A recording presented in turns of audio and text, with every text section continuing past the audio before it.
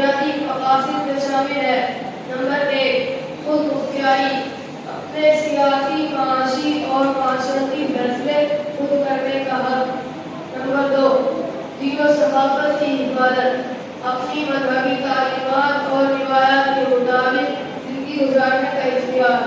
Number 3، انصاف اور برابری، ایسا نظام قائم کرنا جہاں ہر فرد کو انصاف، مساوات اور موقع ملے۔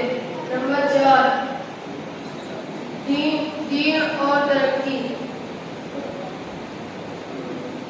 تعلیم، روزگار، معیشت میں ترقی کا حق۔ یوں کہا جاتا ہے کہ آزادی ایک نعمت ہے، مگر اس کا